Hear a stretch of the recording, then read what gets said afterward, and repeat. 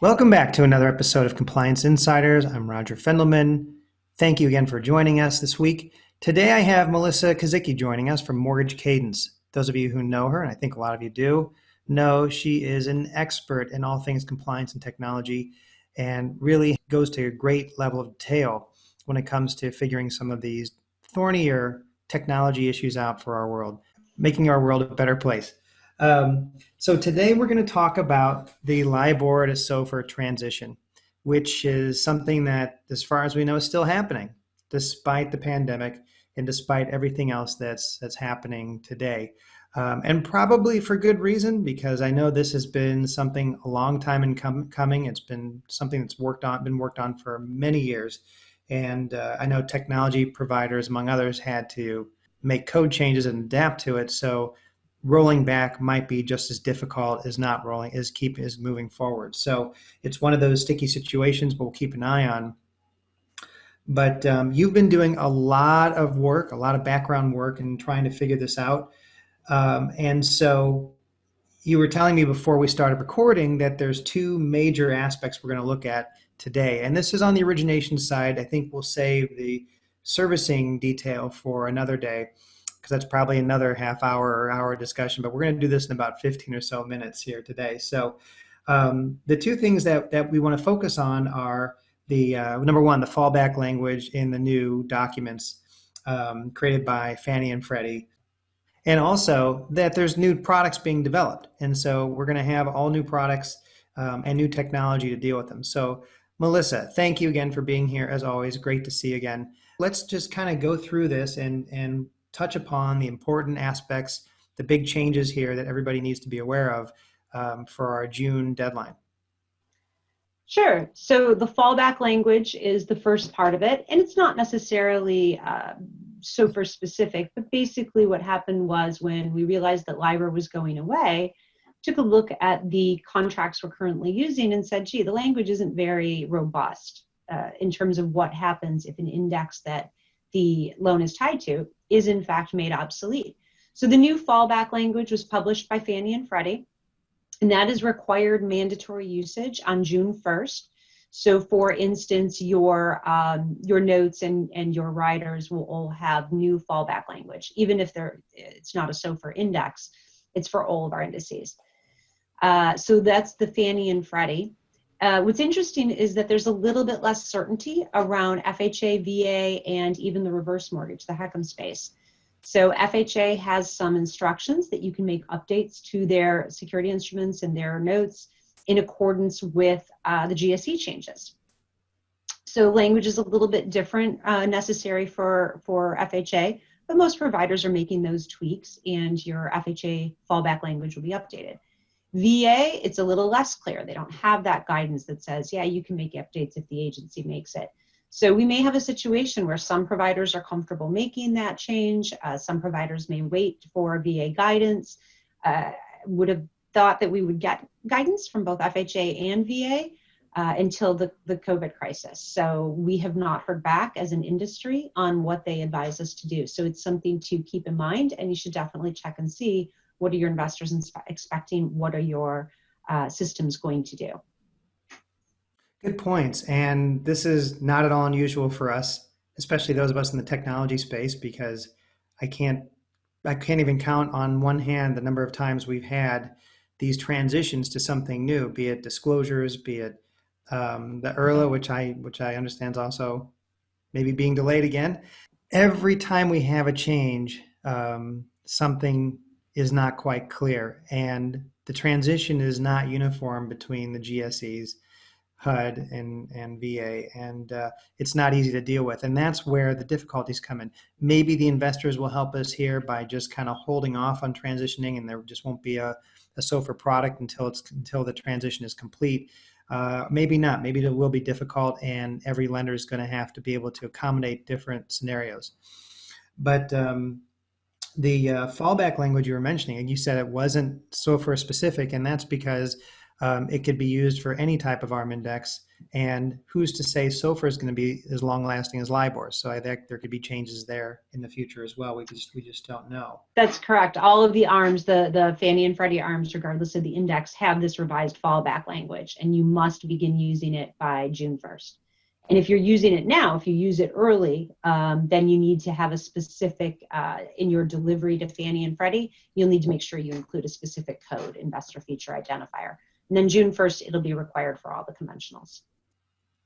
Great info. So everybody has to be aware of that.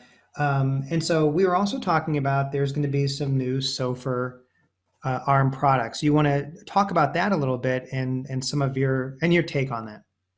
Sure. So there are 4 new products that the agencies are offering. They are the 3-year ARM, 5-year ARM, 7-year ARM, and a 10-year ARM. They all adjust every 6 months. And so that's something a little bit different. And they all use the 30-day average of SOFR. So the New York Fed started publishing SOFR in March. There are actually a couple different SOFR rates. It's important to know that the agency index that's going to be used is the 30-day average. So that is new, an adjustment every 6 months instead of the typical, well, it depends on the product. It could be an annual adjustment. It could be a monthly adjustment if it's a HELOC, something along those lines. What does all this mean for you as a tech provider? I know there's been a lot of changes you've had to make, and I'm sure the doc providers as well have to make plenty of changes because there's new forms and new formats. So maybe you could talk about that a little bit. Sure. So I would expect that you will see from your LOS, from your doc prep service, from a lot of your technology, you're going to need SOFR entered into your ARM. I bet if you go into your system today and you do a lookup on all the indices that are there, you're not going to find SOFR. So your provider needs to update for that. You've got new ARM product plans you're going to have to enter, do the pricing, set up your integrations. This will have an integration impact, not just documents. So your MI companies, your product and pricing engines, these all may have an impact and need updating for the new SOFR index. Plus, of course, we have LP and DU, which we can talk about their timelines. And then you may have custom docs, you may have custom extracts, you may have information extracts you're pulling for hedging. So you need to make sure that all of those are accounted for as well, especially if they're custom, because your provider may not be supporting them or automatically updating them. You had mentioned the ability or inability to use LPA right now from Freddie Mac for the new SOFR products. Right. So DU, you should not have a problem. You can, because the ARM index is optional. So you don't necessarily have to have a DU update to be able to send a SOFR product through. With Freddie Mac's LPA, that's not the case. And they had not planned, Freddie Mac did not plan on updating the existing LPA, which meant that you would only be able to send to LP a SOFR loan that was originated on the new IRLA. Well, as you mentioned today, we found out that the IRLA implementation is going to be delayed. So now instead of a 1-month gap between using the new IRLA and being able to originate SOFR, you've got a much longer gap. Now it's going to be a March 1st mandatory date of 2021 for the new IRLA. So I would expect that Freddie Mac would go back and revisit their intent to not update the existing LPA, but we have not yet heard. So your other option is to underwrite them manually if you intend to originate SOFRs and send them through to Freddie. So we'll wait and see on that until they come out with something else in the interim. There's a plan. There's a plan B. So from the lender's perspective, from the originator's perspective, what should be on their checklist between now and June? Well, there's a couple of things. You definitely want to check out the timelines between Fannie and Freddie because they're not exactly the same. So we talked about the fallback language, June 1st for both. September 30th of this year, 2020, is your last day to originate a LIBOR loan, and that's true for both Fannie and Freddie. What's different is that Fannie will begin purchasing SOFRs on August 3rd. Freddie does not intend to start purchasing SOFRs until November 16th. So if you are going to originate them, you've got to not only deal with whether you want the manual underwrite, any LPA changes, but you've got to make sure you know how long you can hold it based on who you're going to sell to. So definitely familiarize yourself with those timelines. The last day to sell a LIBOR to Fannie and Freddie is going to be December 31st of this year. As far as a checklist, you actually have a little bit of a head start there. So the ARC, which is the alternative, the committee that picked the alternative rates, it's tied to the New York Fed.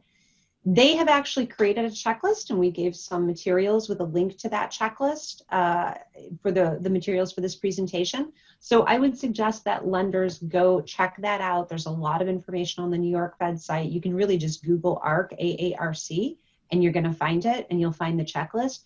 Right now, I mean, hopefully people are through the first few items on that checklist. Definitely validating your exposure, identifying your product strategy. Those are a couple of the most important things to do on the origination side. Do you want to originate LIBORs? When do you want to originate them? How are you going to originate them? You know, how are you going to underwrite them? How long are you going to hold them? Or are you going to wait until you can sell and then go ahead? Because technically you could start originating them today if you had the documents in your system, right? If you wanted to hold them until the agencies were ready to buy them. So it's something to definitely look at. But there is a full checklist that will be very helpful to originators and servicers on the ARC website. Melissa, great info as always. Always great to have you on. Really appreciate it, and I know the audience does too. So let's stay tuned, and any updates, we'll get back together and talk about them as well.